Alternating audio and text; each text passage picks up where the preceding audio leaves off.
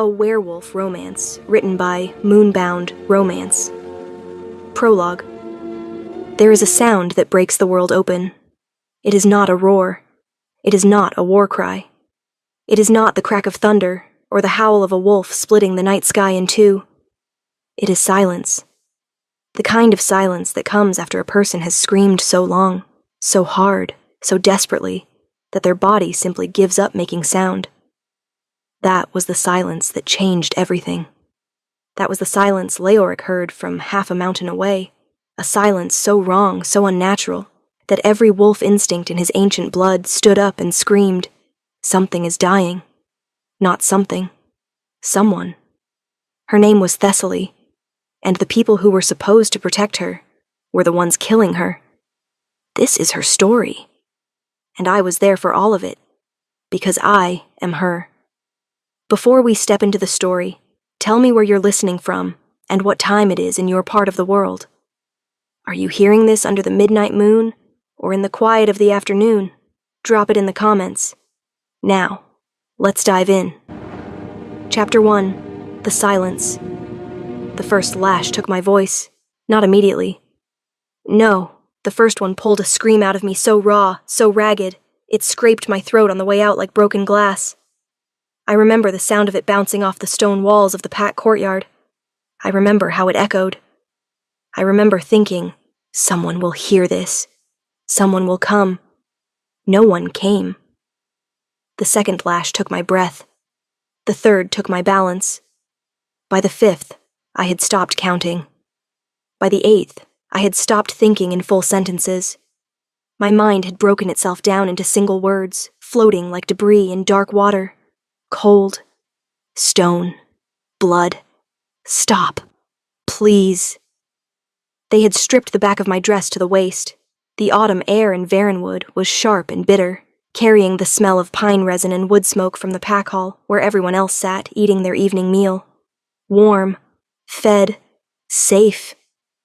And here I was, on my knees in the courtyard, wrists bound to the iron post that had stood in the center of our pack's gathering ground for 300 years. The post they called the Reckoning Stake. The post they only used for rogues, traitors, and criminals. I was none of those things. I was 22 years old. I was an Omega. I was the daughter of a dead woman who had once made the mistake of knowing too much, and I had made the mistake of being her daughter. That was my only crime. Count them, Lucre said. His voice was calm. That was the most terrifying thing about him. He never raised it. Not once in the 6 years I had lived under his pack's rule had I ever heard Alpha Lucre shout.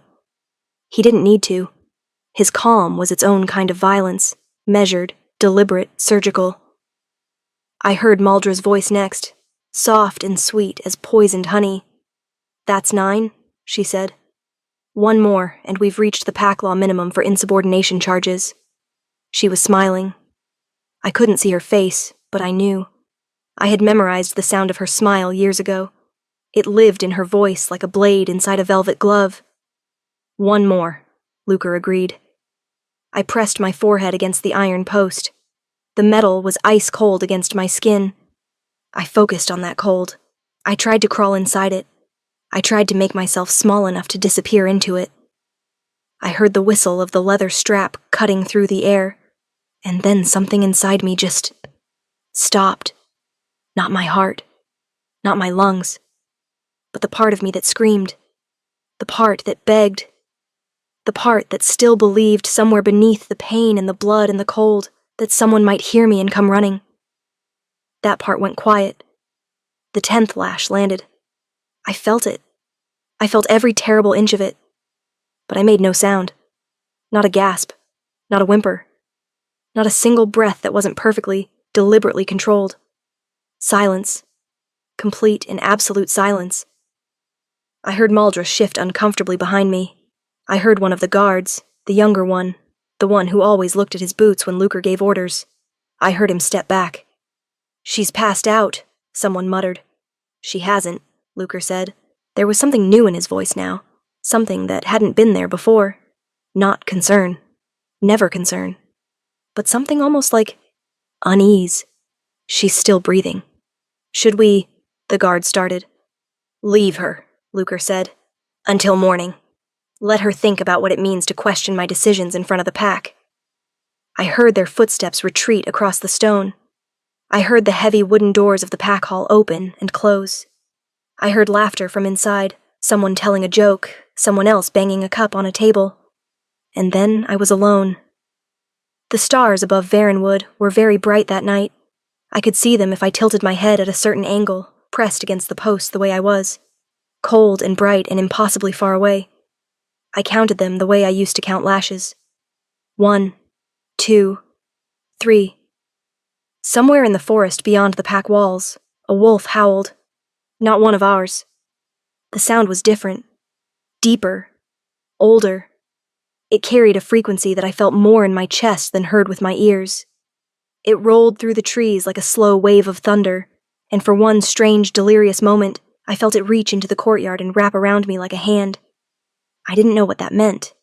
I didn't know in that moment that the howl came from a wolf who had been traveling for 3 days.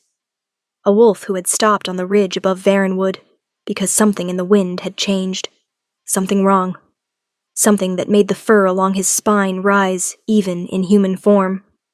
I didn't know that Leoric, Alpha King of all 7 packs, lord of every territory from the Ashfin Mountains to the Coldwater Coast, had heard my silence. That a silence could be louder than a scream. That a king could hear the exact moment a person stopped hoping.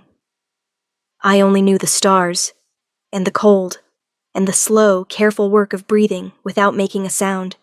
Because if I made a sound, they would know I was still fighting. And the one thing I had left, the one thing Lucre had not taken from me, was the ability to fight in secret. My name is Thessaly. My mother died protecting a truth that could shatter this pack from the inside out. And tonight, on my knees in the cold, bleeding onto ancient stone, I decided I was going to find out what that truth was, even if it killed me. The doors of the pack hall were still warm with firelight, but somewhere above Varenwood, on a ridge smelling of pine and coming rain, a pair of gold eyes had gone very, very still. Chapter 2, Before the Blood. I was not always on my knees. There was a time, I have to remind myself of this, on the hard days, on the days when memory feels like a luxury I cannot afford. There was a time when I ran through these same forests, with my shoes off and my hair loose, and absolutely nothing in the world telling me I was lesser than anyone else. That time ended the night my mother died. Her name was Silwyn, and she was, without question, the most quietly powerful person I've ever known. Not powerful the way Lucre is powerful, not loud, not brutal, not built on the broken backs of people too afraid to fight back. Silwyn's power was different. It lived in her stillness, in the way she listened, in the way she seemed to know things before they were spoken, the way she moved through a room and left it calmer than she found it. She was the pack healer. Had been since before I was born. That role gave her access to everything. Every birth record. Every wound that came through her door in the dark hours. Every whispered confession from a pack member too ashamed to say their truth in daylight. She kept it all in a leather journal with a brass clasp that she wore on a cord around her neck even when she slept. I used to ask her why she never took it off. She would smile at me, that particular smile she had, the one that looked warm but had something careful behind it, and she would say, "Because some truths are too dangerous to leave unguarded, little bird." I was 16 when she died. They told everyone it was a fever, quick and brutal, the kind that takes the old and the weak, and sometimes, terribly, the ones in between. The pack healer dying of a fever, the irony was so thick you could choke on it, and I watched the faces in the crowd at her burial, and saw that not one of them questioned it. Not one of them looked at Lucre, and then looked away too fast. Not one of them noticed what I noticed. The journal was gone. She had worn it every day for as long as I could remember. She was buried without it. I was too young and too broken and too alone to know what to do with that information. So I did what grieving 16-year-olds do when they have no family left and no pack standing willing to take them in properly. I survived. I made myself small. I learned which floors in the pack hall creaked and which guards rotated shifts at what hour. I learned how to be invisible. I learned from Arya. She found me 3 days after Silwen's burial, sitting behind the woodpile at the edge of the pack grounds, eating the heel of a bread loaf I had found in the kitchen before anyone else was awake. I had not slept in 2 days. I probably looked like something the forest had chewed up and spat out. Arya sat down next to me without asking permission, and without saying a word for a full 5 minutes. Then she reached into her coat pocket and pulled out a piece of dried venison and set it on my knee. "You're Silwen's daughter," she said. "Yes." "I'm sorry about your mother." I didn't say anything. "My name is Arya. My father is one of the border guards. He's useless, but he has a warm fire, and he forgets I exist most of the time, which means I have the cottage mostly to myself." She paused. "You could sleep there tonight if you wanted. The floor is hard, but it doesn't have splinters." I looked at her for the first time. She was a year older than me. Dark eyes. A small scar on her chin from falling off a fence as a child, she told me later. She was looking back at me with an expression I had not seen on anyone's face in 3 days. She was not pitying me. She was simply offering. "Okay," I said. That was the beginning of the only friendship that has ever saved my life. Arya never asked me about the journal. She never pushed me to talk about my mother when I wasn't ready. But she watched. She noticed things. And in the years that followed, as Luker's hold on the pack tightened, and the mood in Varenwood grew heavier and stranger, it was Arya who kept me from disappearing entirely. She also kept me from doing something stupid on more than one occasion.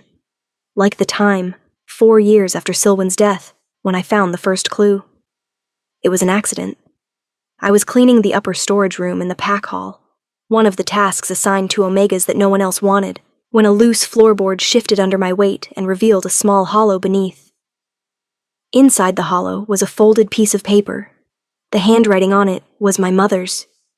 My hands were shaking so badly I could barely unfold it. The paper was old, edges soft with age, and the words on it were written in the shorthand code Silwen had used in her medical notes. A private cipher she had taught me as a child, turning it into a game. She thought it was a game, I remember thinking. She was already hiding things. I decoded it, standing right there, heart hammering, dust motes floating around me in the pale storage room light. It was a list of names, 7 of them. And next to each name, a date. And next to each date, a single word. 6 of the words were the same, silenced. The 7th name on the list was one I recognized immediately. It was my mother's name, Silwen. And next to it, a date that was 2 weeks in the future from when the note was written. And next to the date, a word that was different from all the others. Warned. She had known. She had known they were coming for her, and she had hidden this note, and somehow in the chaos of grief and fear and survival, I had not found it until now. I folded the paper with hands that had gone completely steady. I tucked it inside my shirt, against my skin. I finished cleaning the storage room, and that night, in Arya's cottage by the fire, I showed her what I had found, and we sat in silence for a very long time. "Thessaly," Arya said finally, "whatever this is, whatever your mother found out, Luker killed 6 people to keep it quiet. I know. And he would have killed her too, except she died before he could. Or she let him think she died," I said quietly. "Before he could." Arya stared at me. The fire crackled between us. And outside, the Varenwood forest pressed dark and close, and full of secrets against the cottage walls. Chapter 3. The Weight of Small Cruelties. Understanding that Lukar had murdered 6 people was one thing. Living inside his pack the next morning, setting his breakfast table, keeping your eyes down and your movements quiet and your face perfectly, carefully blank, that was another thing entirely. That was the thing that took all your strength. I had been doing it for 6 years by the time I found my mother's note. 6 years of learning the geometry of survival in a space ruled by a man who viewed people as pieces on a board. 6 years of absorbing small cruelties the way stone absorbs rain, quietly, without protest, letting them seep in and settle and become part of the landscape. Small cruelties are underestimated. People talk about the big ones, the beatings, the public punishments, the visible wounds. But it is the small ones that do the real damage. The ones that leave no marks. The way Lucar would look at me sometimes. Not with hatred. Hatred would have been honest, something I could hold on to and push back against. No, he looked at me with assessment. Like I was a variable in an equation he was still solving, a factor that had not yet been determined. The way Maldra would find reasons to reassign me to worse tasks whenever I had settled into a rhythm. Just as I had learned the schedule of the kitchen and carved out a small, predictable routine, she would appear with that soft smile and a new assignment. The waste pits, the animal pens in deepest winter, the outer fence repairs in rain. Not punishment, never officially punishment, just redirection. Because officially I had done nothing wrong. Officially I was a cooperative Omega doing her assigned work. Efficient, quiet, unremarkable. That was the armor I wore every day. Arya wore a different kind of armor. She had a brightness to her that seemed, on the surface, like simple warmth. She laughed easily. She talked to the guards like they were people. She brought food to the elderly pack members who couldn't always make it to the hall. Everyone liked Arya, and because everyone liked Arya, she moved through Varenwood's spaces more freely than almost anyone else at our rank. She used that freedom for me. It was Arya who told me which nights Lucar's private study was empty. Arya who noticed that Maldra kept a locked chest under the floorboards of the laundry room. Arya who befriended the oldest member of our pack, Orvin, the former record keeper, now so old he rarely left his cottage at the pack's eastern edge, and spent her off hours sitting with him, listening to his stories, because she understood the way I was slowly learning to understand that old people who have survived dangerous things carry the most important information in the world. Orvin was 81 years old. He had served 3 alphas before Lucar. He had a memory like river water, deep, clear, and carrying things from a long way upstream. He also, Arya told me one evening, had known my mother. He won't talk about her directly, Arya said. We were sitting in the small space between the woodpile and the pack hall's outer wall, a habit from years ago, a hiding spot we had never quite outgrown. But when I mention her name, he gets this look, like he's calculating something. What kind of look?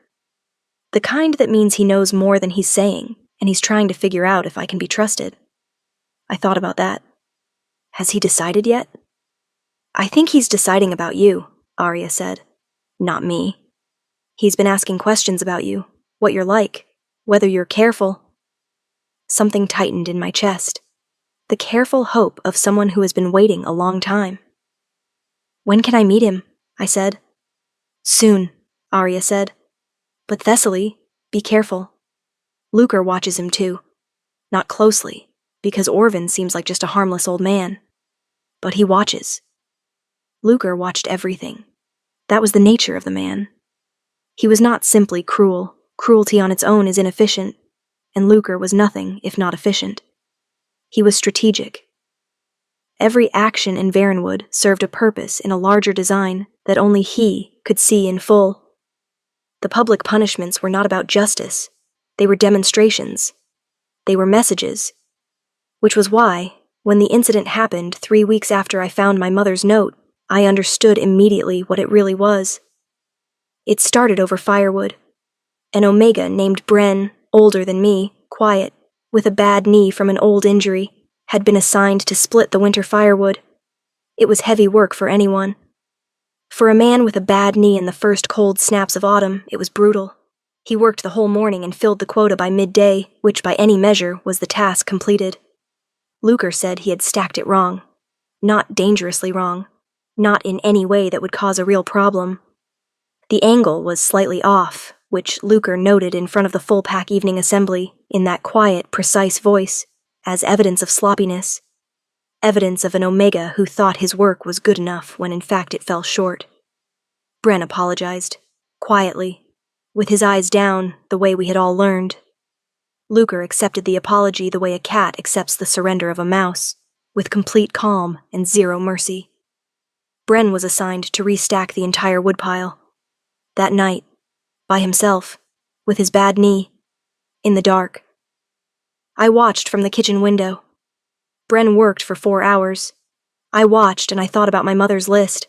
6 names. 6 people silenced. And the question I had been circling for weeks, like a wolf circling a fire, trying to get warm without getting burned. What did they all know? What truth is so dangerous that 6 people had to die for it? And more urgently, more personally, how long before Lucre decides I know too much? The answer came sooner than I expected. 10 days later, I was summoned to a pack assembly. The charge was insubordination. The evidence, a moment 2 weeks prior when I had, according to witnesses, questioned Lucre's decision to reduce the Omega food rations for the 3rd consecutive month. I had not questioned it loudly. I had not questioned it publicly. I had said quietly to Maldra in the kitchen that some of the older Omegas were already showing signs of nutrient deficiency, and perhaps a review of the medical standards. Maldra had smiled her velvet blade smile and said nothing. 2 weeks later at the assembly, she repeated my words back to me with surgical precision, and Lucre listened and assessed and calculated and reached his verdict. 10 lashes. Bound to the reckoning stake. As I was escorted out to the courtyard, I passed Arya in the doorway. She had gone the color of cold ash. Her hands were pressed flat against her sides, the way she held herself when she was trying not to do something that would get her hurt. I met her eyes. "Don't," I told her, without words. "Don't say anything. Don't move. Stay safe." She understood. She understood the way only Arya could, completely, and with a grief that she pressed down into her chest and held there so no one else could see it. I walked out to the courtyard. I knelt at the reckoning stake, and the stars came out above Varenwood, cold and bright and impossibly far away, and I thought about my mother's voice saying some truths are too dangerous to leave unguarded. I thought, I am still here. I am still breathing. And whatever you buried, Mama, I am going to find it. Then the first lash fell. Chapter 4. Gold Eyes in the Dark. He had not meant to stop at Varenwood. Leoric's route through the Eastern Territories was planned months in advance by Theron, his beta, who approached travel schedules with the same meticulous precision he brought to everything. Routes mapped, rest points identified, pack visits confirmed through official channels with appropriate advance notice. Varenwood was not on the route. Leoric had deviated from it on the second night of travel, somewhere in the deep forest between the Ashvin foothills and the Coldwater Basin, when something in the wind changed, and his wolf, ancient and instinct-driven in ways his human mind could not always translate, had simply turned. Theron, riding beside him, had noticed immediately. "That's not east," Theron said. "No," Leoric agreed. "Our next scheduled stop is the Marinpack settlement. They're expecting us by nightfall tomorrow. Send a message. We'll be delayed." Theron studied him for a moment with the particular expression he used when Leoric was doing something that made no strategic sense, and Theron was deciding whether to push back or trust the instinct. After 12 years as his beta, Theron had learned to read the difference between Leoric acting on poor judgment and Leoric acting on something deeper than judgment. He sent the message. They rode northwest. Leoric did not explain. Partly because he couldn't, not in words that would satisfy Theron's organized mind. Partly because he was still processing it himself. The pull, the wrongness in the air, the frequency that sat below hearing and above feeling, vibrating somewhere in the space between. Something was wrong in this direction. Something alive was in pain. He had felt it before, twice in his life. Both times it had led him to situations that needed intervention that no one else had recognized as necessary. The first time, he had been 19. The second time, 32. He was 38 now, and in the years between those two experiences, he had learned not to question the pull, but to follow it with his eyes open. They reached the ridge above Varenwood just before full dark. From the ridge, the pack settlement looked ordinary. Firelight in the hall windows. Smoke from cooking fires. The sounds of a community evening. Distant voices. Someone's dog barking at a shadow. And then, just for a moment, a sound that didn't belong. A human voice, in pain. Female. Coming from the open courtyard at the settlement's center.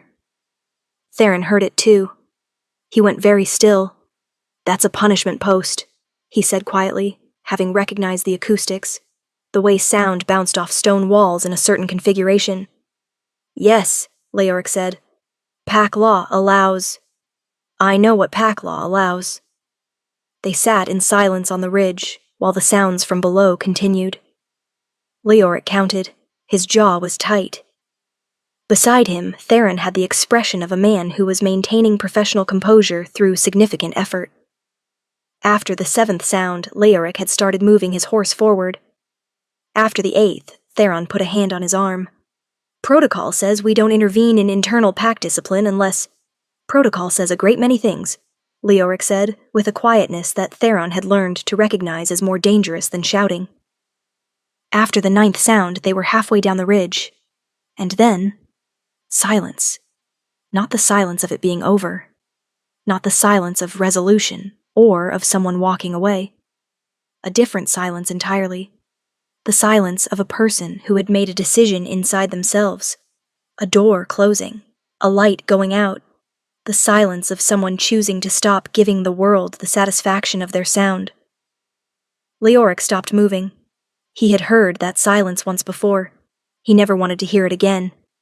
And yet here it was, reaching up from the valley below with cold fingers, and touching something in his chest he kept very carefully locked. "What is that?" Theron asked, very quietly. Leoric did not answer for a long moment.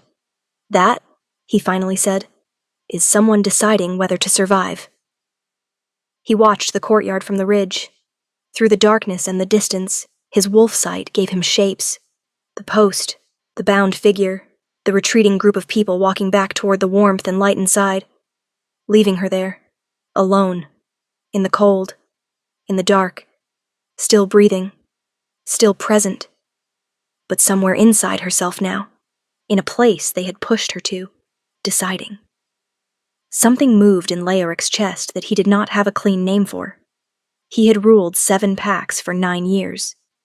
He had sat in council with alphas, who played long political games and called it governance. He had seen power exercised with wisdom, and power exercised with fear, and he had dedicated the whole of his adult life to building something better.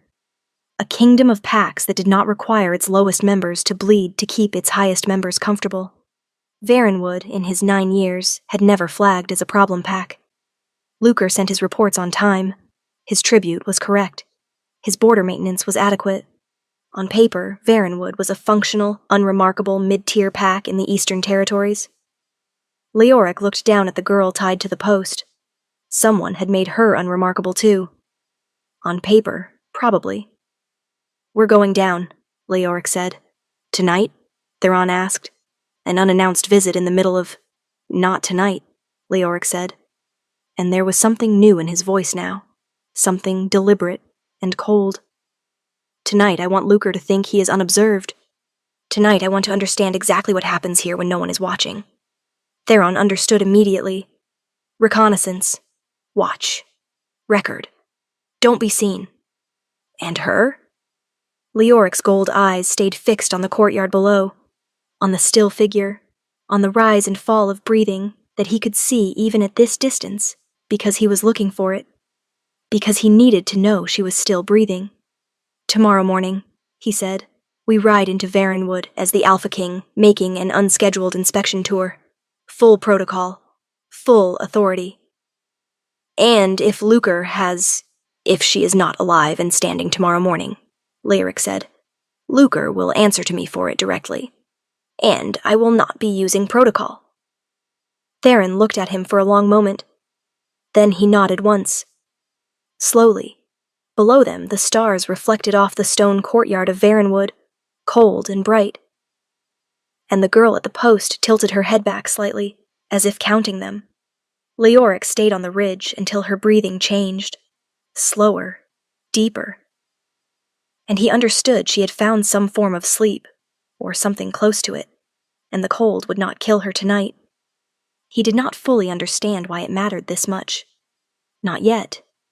But his wolf did. His wolf had understood from the first moment it heard the silence. Chapter 5. The King Arrives. I woke to frost on my eyelashes. The night had settled into my bones the way cold always does when it has hours, and nothing stopping it, slowly, deeply, becoming part of the architecture of the body rather than just a surface sensation. My wrists, still bound to the post, had gone past pain into a dull, persistent numbness. My back was a different story. My back was a landscape of fire. I did not move immediately. I had learned in 6 years of small survivals that the first moments of waking were the most important ones for assessment. Before you moved, before you made a sound, you listened. You took inventory. You identified where you were and what surrounded you and what the rules of this particular morning were going to be. Courtyard, cold stone, alone, pre-dawn. The sky above the pack walls was the color of dark bruised plum, just beginning to lighten at the edges. The pack hall was quiet. The night guards had rotated an hour ago, based on the change in footstep patterns I could track, even half unconscious. The younger guard, the one who looked at his boots, was on the far gate. The eastern wall had no one. I was calculating whether I had the strength to work my wrists free from the post's binding. Old leather, softened by cold, possibly loose enough if I rotated my hands in a particular way Arya had taught me years ago, when I heard something that stopped every thought in my head. Horses. Not pack horses. Not the familiar sounds of Varenwood stables. I knew those rhythms as well as my own heartbeat. These were different. Multiple animals, moving at a steady, controlled pace up the main road toward the pack gates. Well-trained horses. Expensive horses. The kind of horses that belonged to people who held authority over everyone in this settlement, including Lucar. The night guard's voice, sharp with sudden alarm. "Halt! Identify!" A second voice, calm and utterly certain. "Theron, Beta of the Alpha King. Leoric of the 7 Packs. Stand aside." The courtyard seemed to hold its breath. I heard the gates open, and then I heard the footsteps. Several sets, disciplined and measured, coming through and into the pack ground. I heard the guards scrambling to wake the hall. I heard voices inside rising from sleep, slow to alarm. I heard Lucar's voice, stripped for once of its careful calm, clipped and sharp. "What time is it? Why didn't we receive notice? Who authorized—" "The Alpha King authorizes his own movements," said the steady voice. "Theron. He will speak with Alpha Lucar in the hall in 30 minutes. Please ensure it is ready." And then a different set of footsteps. Slower. Singular. A person who moved with the particular unhurried quality of someone who had never once in their life needed to hurry, because everything around them simply arranged itself according to their presence. Those footsteps stopped, right outside the courtyard entrance. I did not look. I kept my forehead against the post, and my eyes down, and my breathing carefully even. Every instinct in me said to stay still, stay invisible, be the unremarkable Omega, the woman-shaped absence in the corner of the room. Do not be seen, but I felt it. The way you feel a fire when you turn your back to it. The warmth of being looked at by something ancient and attentive, something that saw clearly in the dark. What is this? It was not a question. The boot-looking guard was stammering somewhere behind me. Punishment per Alpha Lucar's order. The charge was insubordination. How long has she been here? Since last evening, sir. Approximately... Silence. Then those slow footsteps crossed the courtyard stones and stopped behind me, and I felt the air change, warmer, different. And then a knife was cutting through the leather binding at my wrists with 2 clean strokes, and my arms fell forward, and the blood that rushed back into my hands was its own kind of agony that I swallowed whole without making a sound. I caught myself against the post before I fell. I would not fall in front of strangers. Slowly, carefully, using the post as support, I turned around. The man standing in front of me was tall in the way that mountains are tall, not imposing through effort, but simply through the fact of their own nature. Dark hair, close cropped. A face that was not soft and had not been for a long time, but was not cruel either. It was the face of someone who had learned to keep their reactions in a space slightly behind their eyes, where they could be examined before being expressed. And his eyes. Gold. Not amber, not hazel, gold, the color of deep autumn light through old glass. The color of something that had been burning quietly for a very long time. Those eyes were looking at me with an expression I couldn't immediately classify. I had expected assessment. The same calculating look I saw in Luker's eyes. Or pity, the useless, wet-eyed pity of people who felt sad about suffering as long as it stayed far enough away not to require action. It was neither of those things. It was closer to recognition. Like a person who opens a door in an unfamiliar house and finds, inside, a room they have somehow always known the shape of. "Can you stand?" he asked. His voice was quiet, deep. "I'm standing," I said. My voice was steadier than I expected, given everything. Something shifted in his expression. Quick, subtle. Gone before I could fully read it. "What's your name?" "Thessaly." Behind him, the pack hall doors had opened, and Luker appeared at the top of the steps, dressed and composed in the approximately 4 minutes he had been given. I had to give him that. The man's ability to become the version of himself he wanted you to see was almost impressive. Smooth, controlled, radiating the polite authority of a pack alpha receiving a visit he had not expected, but was absolutely prepared for. "Alpha King?" Luker said, with a smooth inclination of his head. "We are honored. Forgive the informality of the hour. If we had received notice." "Thessaly," Lyric said without looking away from me. "Go inside. Find warmth." "She is an Omega assigned to," Luker began. "I am not speaking to you yet." Lyric's voice did not rise. It did not need to. It simply cut across Luker's words the way a blade cuts across a rope, clean, complete, no wasted motion. Luker fell silent. I looked at this king who had cut my bonds with his own knife in the pre-dawn dark of a courtyard he had no scheduled reason to be in, and I made a decision. I had spent 6 years making myself invisible. Perhaps it was time to be seen. "Thank you," I said quietly. And then I walked past him, up the steps, and into the warmth of the pack hall. Behind me, I heard Leoric finally turn toward Lucar. "Now," he said, "we'll talk." I didn't look back, but for the first time in 6 years, I walked through the doors of that hall not as an Omega, not as Silwen's invisible daughter, not as the small, quiet thing that survived by going unnoticed. I walked through as someone a king had spoken to directly, and Luker had been made to wait. The fire inside the hall cracked and hissed. Arya appeared from the direction of the kitchen, eyes wide, a blanket already in her hands, and she wrapped it around my shoulders without a word, and held on. "There's a king outside," she whispered.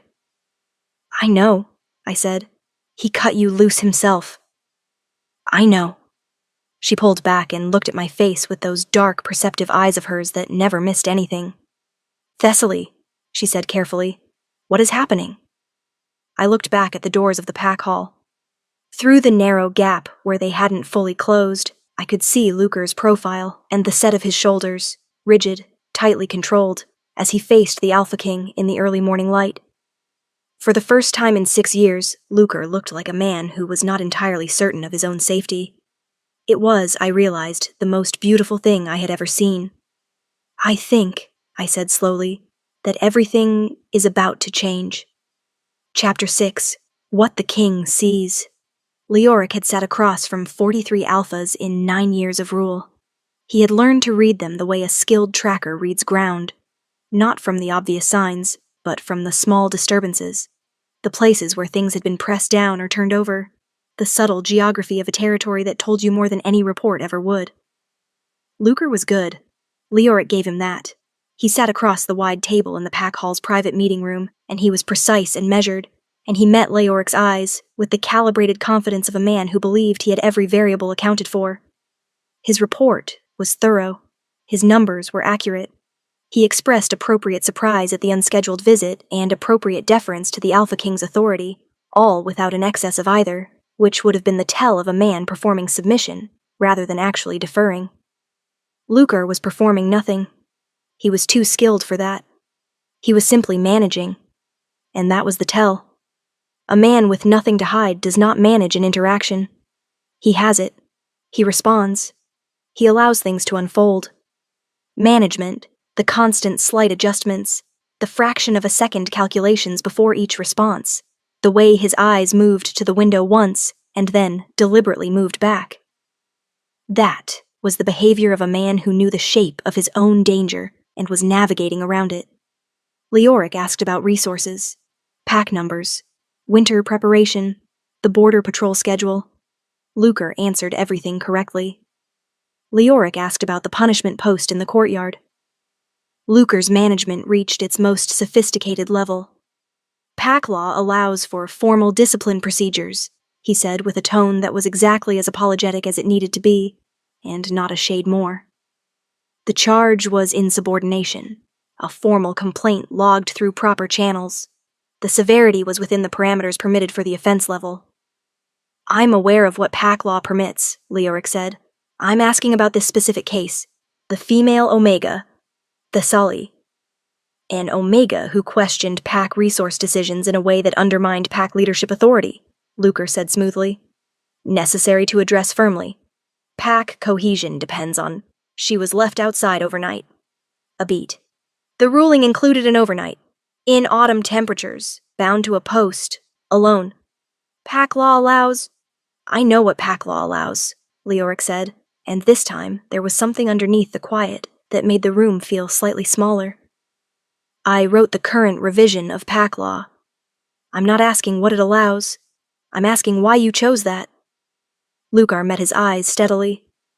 To demonstrate consequences. To whom? To the pack.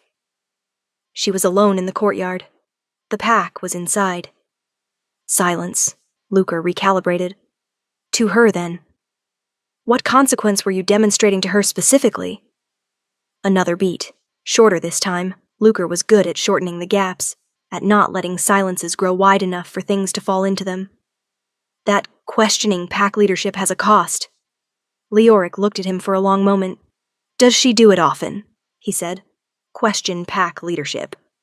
Often enough to require correction. How many times has she been brought before a pack assembly? Twice in 6 years. For what? The first time. The first tiny fracture appeared in Luker's composure. Tiny. If Leoric hadn't been watching for exactly this, the place where the management developed a hairline crack, he would have missed it. A minor incident, Luker said, resolved without formal discipline. He was lying. Not about the resolution, probably true that it hadn't reached formal discipline. He was lying about the minor. I'll want to review your pack records, Leoric said. Full council logs for the past 7 years. Punishment records, assembly records, resource allocation records. This time the pause was fractionally longer. Of course, Luker said. I'll have them prepared. Today, Leoric said. By this evening. By midday. The two men looked at each other across the table, and in the space between them, invisible, weightless, absolute, was the full understanding of what this conversation actually was. Not a friendly inspection. Not an administrative visit. An assessment. And both of them knew it. Is there anything else the Alpha King requires? Luker asked. Yes, Leoric said. Thessaly will be assigned to assist my staff during our stay. We'll need meals prepared, quarters maintained, standard visitor protocol. Luker's eyes moved to the window again. Back. She is assigned to pack duties that reassign her. Yes, Alpha King. Leoric stood. The meeting was over. He had what he needed from Luker's management, from the precise geography of what the man had avoided and what he had pressed toward, and the single hairline crack in the place he hadn't expected to be questioned. He would send Theron to start on the records. He needed to speak to the girl. He found her in the kitchen. She was standing at the fire, warming her hands, with a dark-haired woman beside her, who was watching the door with an alertness that told Leoric immediately. This was someone who had been watching doors for a long time. The loyal friend. He had expected one, people like Thessaly. Survivors in hostile environments almost always had one carefully chosen ally. Thessaly turned when he entered. In the full light of the kitchen fire, he could see her clearly for the first time. She was slight, smaller than he had realized in the courtyard dark, But the way she held herself denied the smallness. There was something in her posture, even now, with the evidence of the night still visible in the careful way she kept her back from touching anything, that was not defeated. Not even close. Her eyes were gray, the particular gray of river water in winter, still and clear and deep, with something moving underneath. "Lukar has been asked to reassign you to my staff for the duration of our visit," Leoric said. "You'll be excused from pack duties." She looked at him steadily. "For how long?" "As long as necessary." "Necessary for what?" The dark-haired friend made a small sound that might have been a suppressed laugh. Leoric noted it. "I'd like to speak with you," he said. "About Varenwood. About your experience here. About your mother." The steadiness in Thessaly's gray eyes deepened into something more guarded. But not afraid. Careful. The difference was significant. "You know about my mother," she said. "I know she was the pack healer. I know she died 6 years ago." He paused. "I know her death was recorded as fever." Something moved across Thessaly's face. Fast and sharp. "You know something about her death," Thessaly said. It was not a question. "I know that in the past 9 years, 4 pack healers in the Eastern Territories have died of fever, within 6 months of being newly appointed alphas, taking leadership," Leoric said. "It is a pattern I began tracking 3 years ago. Varenwood is one of those packs." The kitchen was very quiet. The fire crackled. Thessaly and Arya exchanged a look that carried a full conversation in 2 seconds. Then Thessaly looked back at him, and the guardedness in her expression shifted into something cleaner. "I have something to show you," she said. "Something my mother left." Leoric waited. She reached into the neckline of her dress and withdrew a folded piece of paper. Old, soft-edged, handled many times. She unfolded it with hands that were completely steady and laid it on the kitchen table between them. He looked at the list of names, the dates, the words beside each one. He recognized 3 of the names immediately. His jaw tightened. "You decoded this," he said. "My mother taught me the cipher when I was a child," Thessaly said. "She told me it was a game." Leoric looked at the paper. Then he looked at her. "She was protecting you," he said. "She was making sure you had the tools to survive what she knew was coming." Thessaly's chin lifted by 1 degree. Her gray eyes were very bright. "I know," she said. "I've known for a long time." Outside, the autumn wind moved through Varenwood's trees. Inside, in the kitchen warmth, the Alpha King of the 7 packs looked at the daughter of a dead healer and understood, with a clarity that arrived like cold water, that the pattern he had been tracking for 3 years had a witness who had been living in the middle of it, a witness who had survived it, and who had kept her mother's evidence folded against her skin, next to her heart, waiting for someone she could trust to show it to. Chapter 7. The Records and the Ruin. Theron found the first anomaly at 11 in the morning. He had been working through Varenwood's council logs in the small records room off the main hall, a space that smelled of old paper and tallow candles, and the specific dusty weight of things that had been kept and not examined for too long. Lukar had provided the records with precise punctuality. They were stacked on the table when Theron arrived, correctly organized, correctly labeled, which was itself a detail worth noting. A pack that kept records this well had a reason to be confident in what the records showed, or a reason to be confident in what they didn't show. Theron had been beta for 12 years. He had reviewed hundreds of pack records across 7 territories. He knew what normal administrative gaps looked like. The irregular meeting, the month with thin documentation, the year when a scribe changed and the formatting shifted. Normal disorder had a texture to it. It was varied and organic and slightly different every time. Varenwood's records were too clean. Not in the way of careful record keeping, in the way of careful record editing. The gaps were too consistent. Every 3rd month, across 7 years, there was a council meeting logged with attendance but no minutes. Not rare. Packs sometimes had verbal-only sessions for sensitive matters. But 7 years of them, every 3rd month, with the same 3 names listed as attendees and no others? That was a pattern. Theron went to find Leoric. He found him in the kitchen, which was unexpected, sitting across a table from the Omega girl and her friend, with what appeared to be a piece of old paper between them, and an expression on Leoric's face that Theron had not seen in a long time.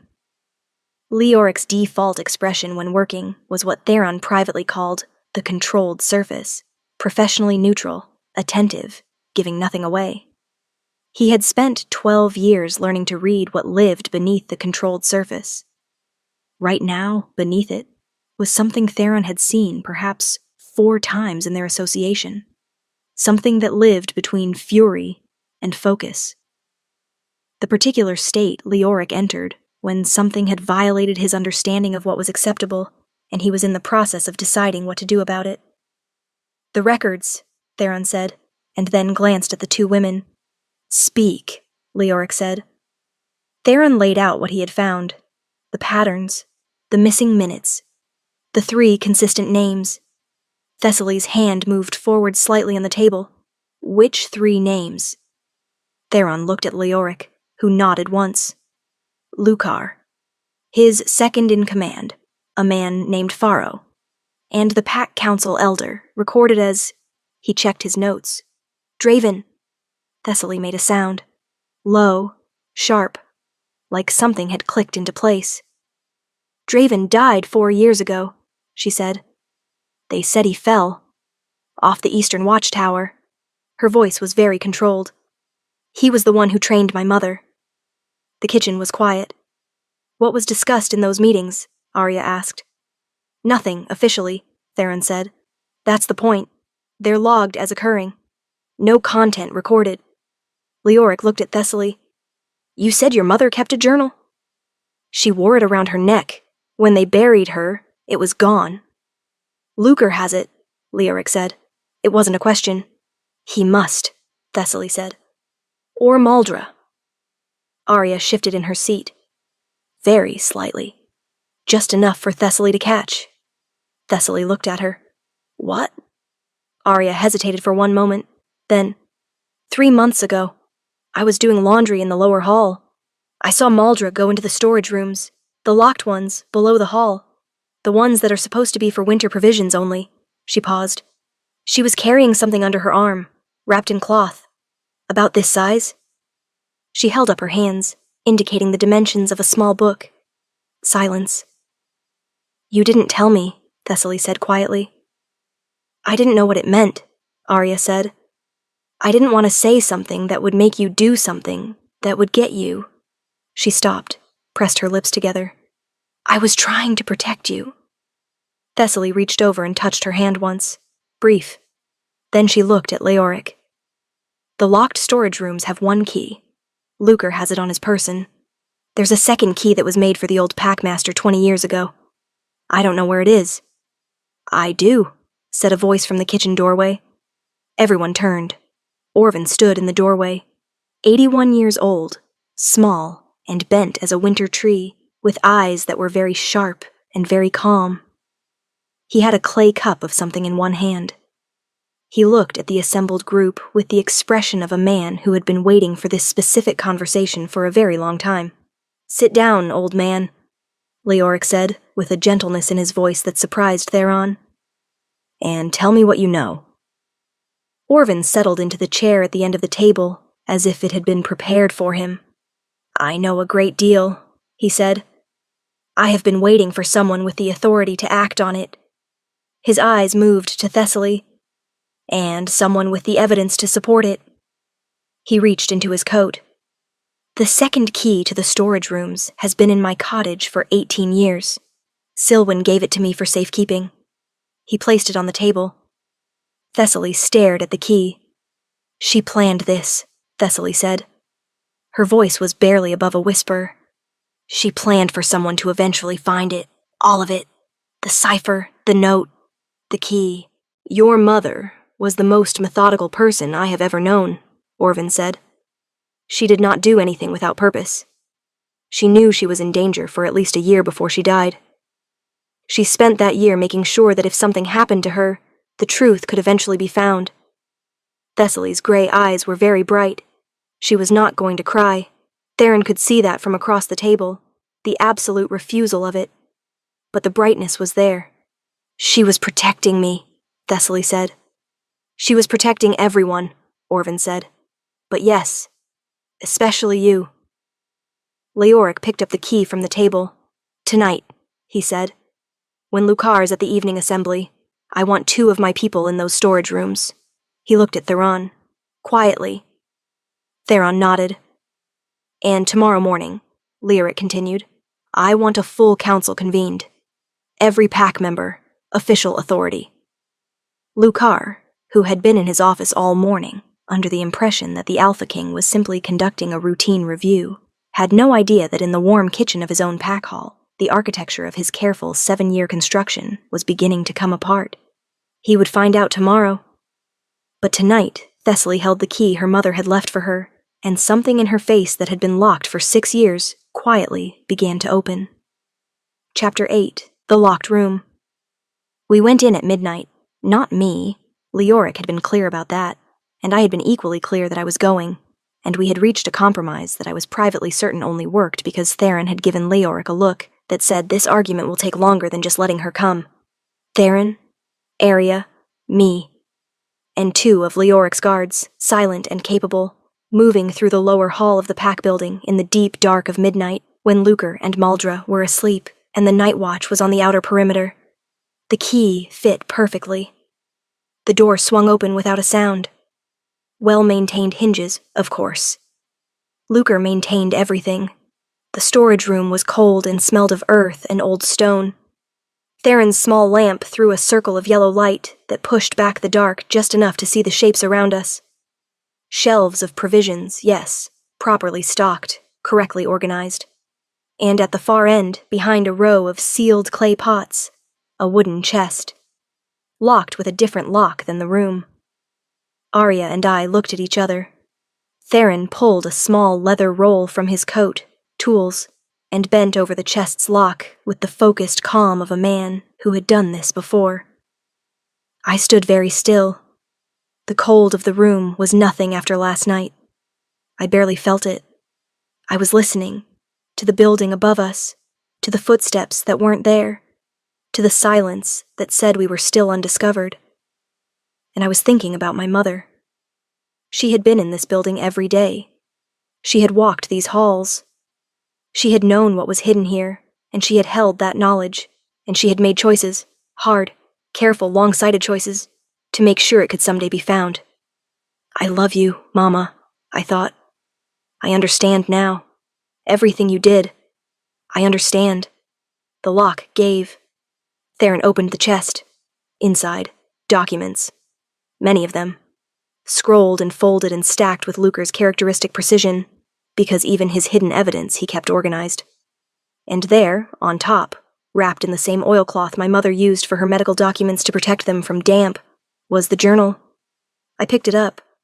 The leather was exactly as I remembered. Soft, worn along the spine from years of daily handling. The brass clasp was slightly tarnished now.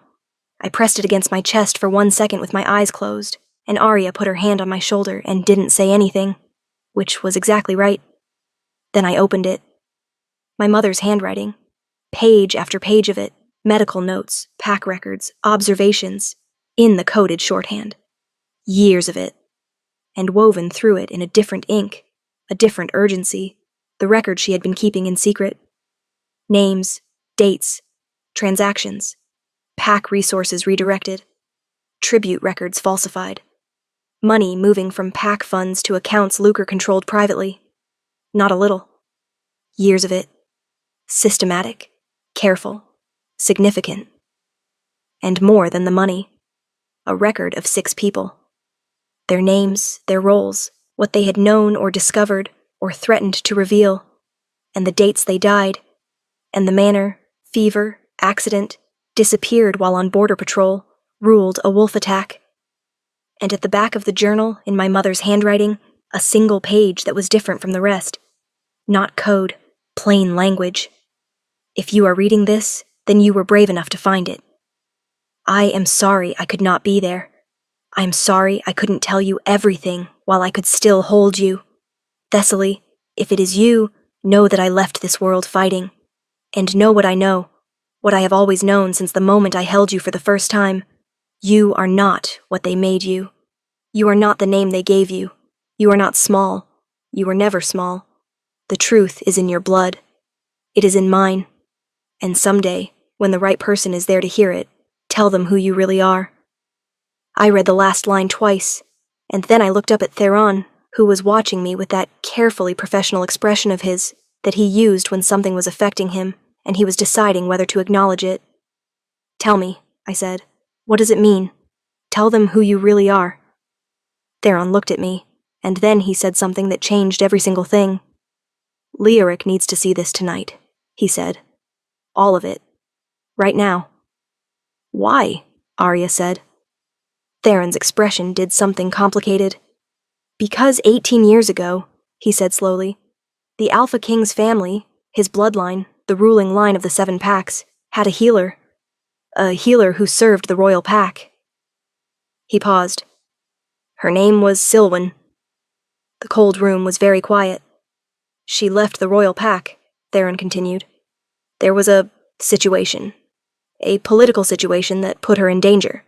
She was helped to disappear, given a new placement in a distant pack. He looked at me. His eyes were very steady. She was already pregnant when she left. The lamplight flickered. I heard Arya's sharp intake of breath beside me. I didn't move. I couldn't. What are you saying? I said. My voice was someone else's. Theron looked at the journal in my hands, at my mother's letter, at the last line. Tell them who you really are. Your mother's name before she came to Varenwood, Theron said quietly, was Silwen of the royal house. She was bonded to... He stopped, clearly working through the enormity of the next words. She was bonded to the Alpha King's elder brother, who died before Leoric took the throne. The silence stretched out between us like ice over deep water. Which means, I said, and I could hear my own voice from a great distance, that you are blood of the royal line, Theron said. You are, by lineage, of the highest rank in the 7 Packs. I looked at my hands, the hands of a woman who had spent 6 years scrubbing floors, whose wrists had been tied to a punishment post 12 hours ago, whose back was still burning. Behind us, Arya made a sound that wasn't a word. Leoric, I said finally. He knows? Theron shook his head. He doesn't know you exist. Your mother's disappearance was kept secret. Even from him. He paused. But now I think, the reason he came here, the reason the instinct pulled him in this direction. He stopped, looked at me. Blood recognizes blood, he said softly, even when the mind doesn't know what it's recognizing yet. I closed the journal. I held it against my chest, and I thought of a king on a ridge in the dark, cutting a girl's bonds with his own knife before he even knew her name. I thought of gold eyes. I walked out of the storage room, up through the cold hall, up the stairs, and knocked on the door of the room where the Alpha King was working by lamplight. The door opened. Leoric looked at me, at the journal, at my face. There's something you need to know, I said. Chapter 9, The Reckoning. The morning of the full council assembly came in cold and white. Frost covered the ground of Varenwood's courtyard, the same courtyard where I had knelt 2 nights ago, where the reckoning stake still stood at the center. I looked at it from the hall window as the pack began to assemble outside. It looked smaller in the daylight, less permanent. Everything that was supposed to be permanent had a way of looking smaller when the truth arrived. I had not slept. After I had shown Leoric the journal, we had talked for 3 hours.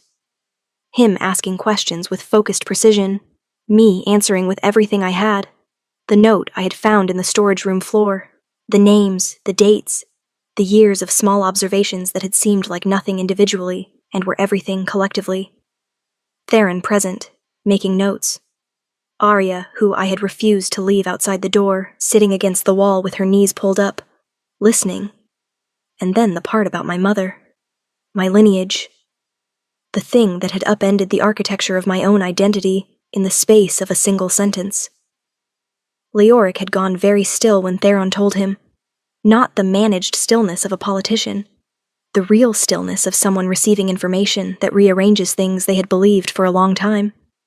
He had looked at me for a long moment after Theron finished. She never told you, he said. No. She was protecting you.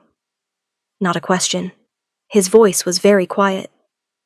From what I understand, I said carefully, a girl who was known as royal blood in a pack like Varenwood, under an alpha like Lucre, she would have been leverage, or a threat. Either way, she would not have been safe. No, Leoric agreed. Something moved behind his gold eyes. She would not have been. We had sat in silence for a moment. You are owed an apology, he said then, from the royal line, for not knowing, for not protecting you. I looked at him.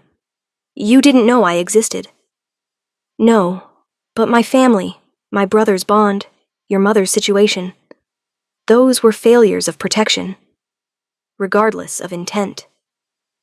I didn't know what to do with that. With a man who held authority over 7 territories sitting across a kitchen table and acknowledging a debt without being asked to. I had never in my life had someone with power over me acknowledge owing me anything. I had sat with that strange new feeling until the window lightened into dawn. And now it was morning, and the courtyard below me was filling with every member of Varenwood Pack, from the senior warriors down to the youngest children, from the kitchen staff to the border guards, all of them summoned to a mandatory full council assembly by the authority of the Alpha King. Lucre was already in position at the front of the assembled pack when I came out. He had dressed formally, his best coat, the pack crest prominent. He had understood by now that this was not a routine administrative review. His face showed none of that understanding, but his body had the particular set of a man bracing for impact. Maldra stood beside him. Her eyes found me the moment I appeared at the hall doors. And for the first time in 6 years, the soft blade smile was not there. In its place was something raw that she was trying to cover and failing. Fear. Good. Leoric stood at the center of the courtyard.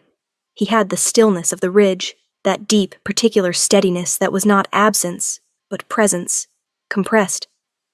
Theron flanked him. His 2 guards stood at the gates. Everything was positioned exactly as it needed to be. The entire pack was watching. Leoric began. He spoke without preamble, without the political softening that powerful people so often use to make hard truths go down easier.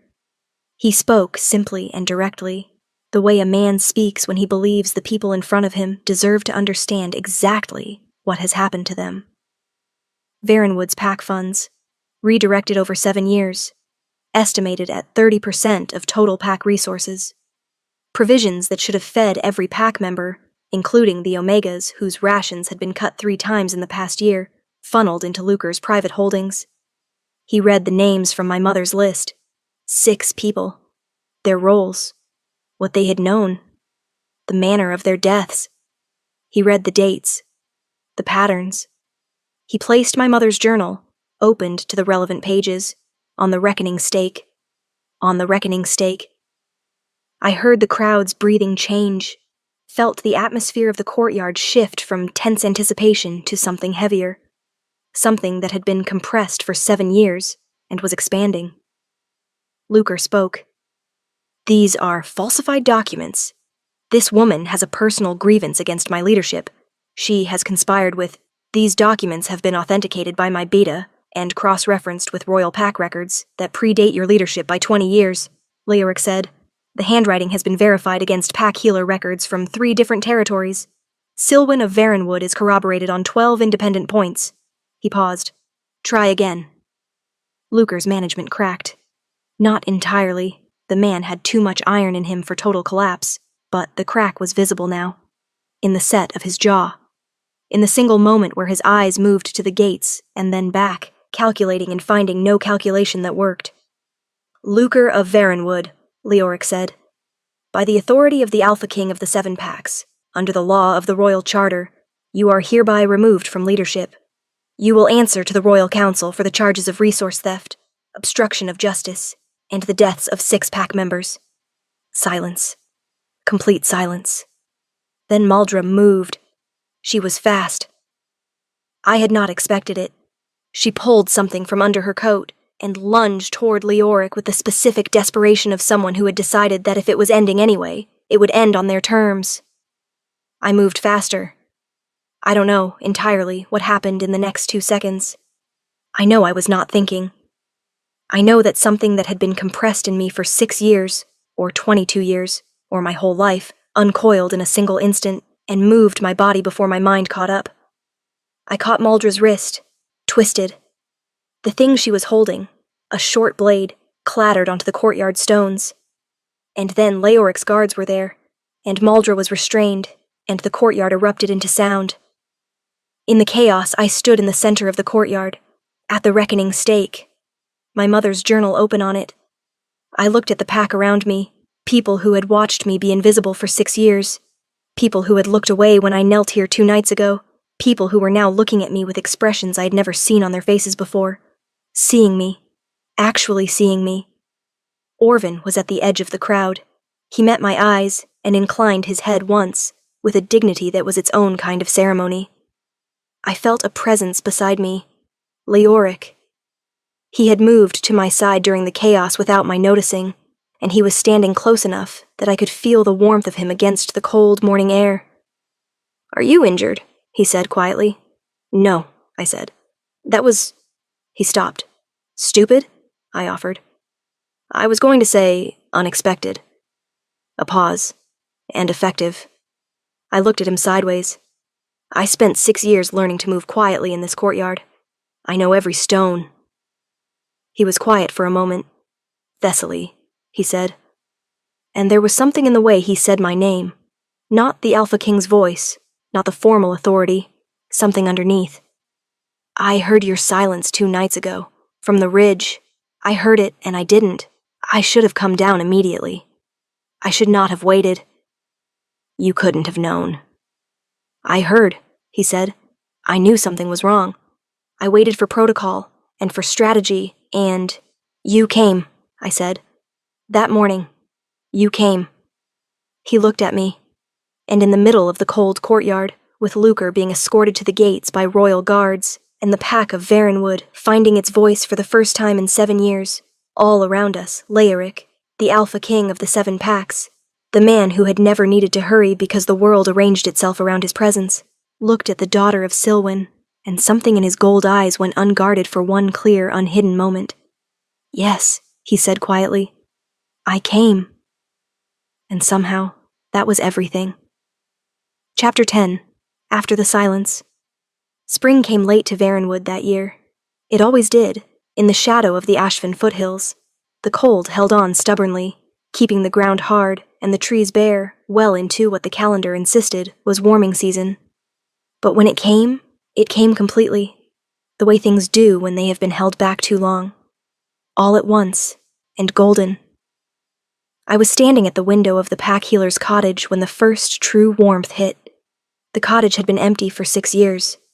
It still smelled like Silwyn, herbs and beeswax, and the particular clean scent of someone who spent their life in service to other people's healing. I had spent the first week after Lucre's removal simply sitting in it, not doing anything, just breathing the air. Arya had sat with me on the better days. On the harder days, she had left food on the step and checked on me twice a day and asked no questions. She was the best person I had ever known. The royal investigation had taken 3 months. Theron had overseen it with his characteristic precision.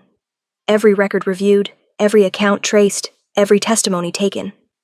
6 families had been officially notified that their loved ones had not died by accident or illness. There had been a ceremony in the courtyard. I had stood at the front of it because someone had to, and because my mother's name was on that list, and because standing in the courtyard without shaking felt like the thing she would have wanted me to do.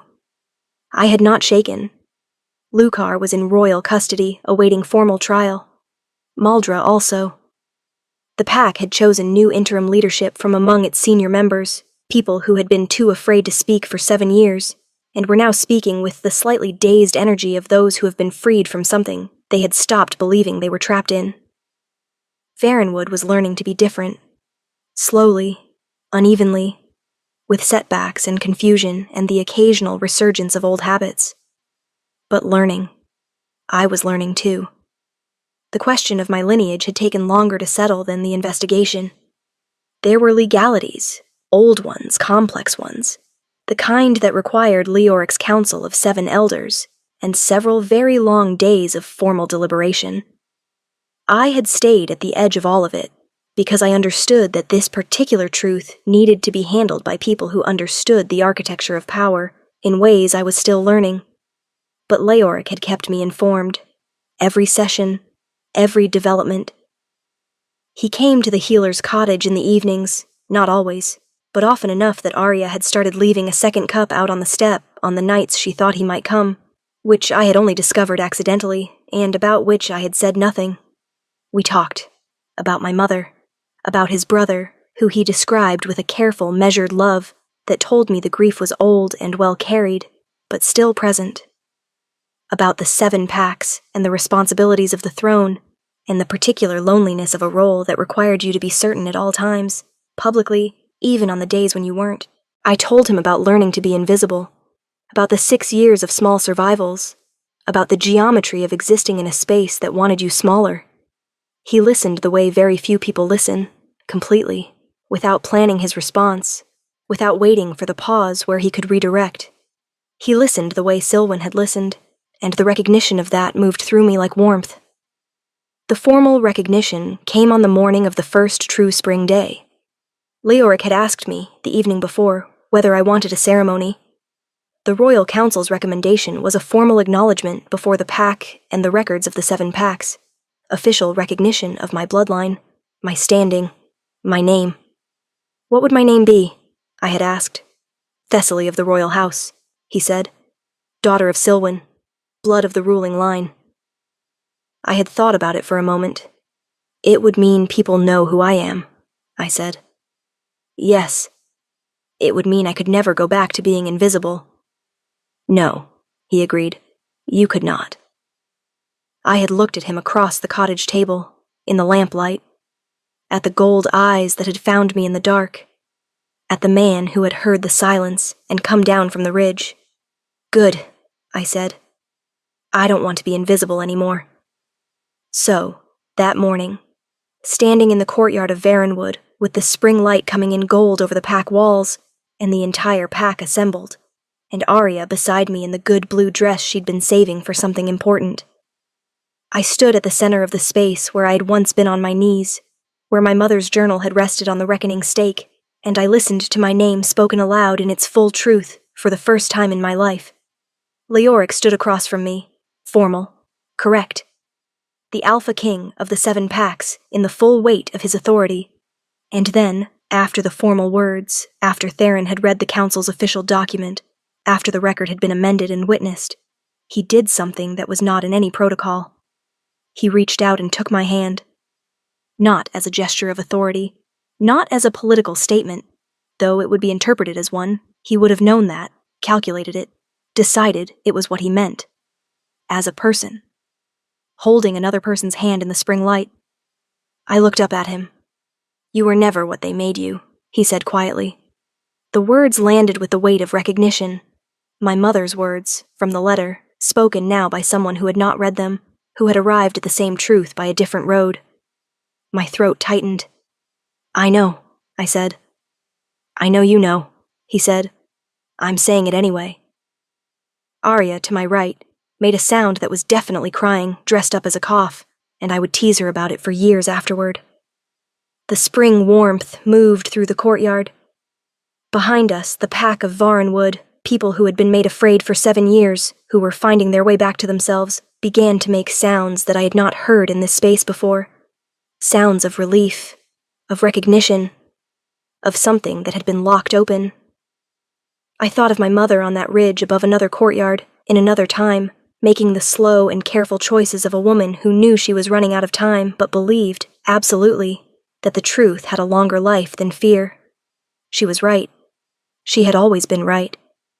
And I, the small invisible Omega who had spent 6 years learning to move quietly through a space that wanted her smaller, I was standing in the center of it, in full light, in full name. The reckoning stake was still there. Someone would remove it, eventually. But that morning it stood as it always had, and the spring light hit it, and for one moment I looked at it and thought, I knelt there. And I got back up, and I will never kneel there again, Leoric's hand was warm around mine. "What happens now?" I asked him. He considered.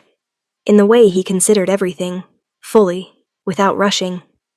"Now," he said, "you decide. You have standing, resources, the protection of the crown. You have your mother's knowledge and the record of everything that was done here. You can do whatever you choose with it." "What would you choose?" I asked. "If you were me." He was quiet for a moment. "I would stay," he said. "I would learn what I needed to learn. I would help rebuild what was broken here. And I would make sure that what happened to Silwen, to all 6 of them, never happened in any pack again." I looked at him. "And then?" I said. "And then," he said, and there was something in his voice that was not the Alpha King, was not protocol, was simply Leoric. "I would want to see what happens next." Arya had stopped pretending not to cry. I squeezed the hand of the king who had heard my silence from a ridge in the dark and come down before morning. "All right," I said. "Let's see what happens next." The spring light moved across Varenwood like a hand being passed over something that had been cold for too long. And I, Thessaly, daughter of Silwen, blood of the royal line, the woman they thought they had broken. I lifted my face to it. Warm, unhidden, whole. The end.